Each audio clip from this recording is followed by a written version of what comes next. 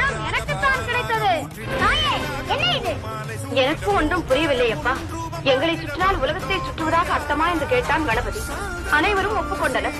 சுற்றி வந்து பழத்தை பெற்றுக் கொண்டான். நல்ல நாடகம். பெரியவர்களாக சேர்ந்து நடத்திய நாடகம் அல்லவா? மிகவும் அழகாக இருக்கிறது. மிக்க மகிழ்ச்சி. நான் வருகிறேன். முருகா, எங்கே போகிறாய்? எங்கோ போகிறேன். என்னை ஏன் தடுக்கிறீர்கள்?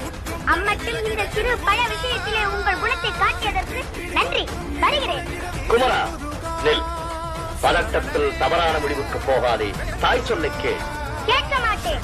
தலைப்பிள்ளை தான் செல்ல பிள்ளை, இளைய பிள்ளை எடுப்பார் கைப்பிள்ளை என்று காண்பித்த உங்களுடன் இனி ஒரு கணமும்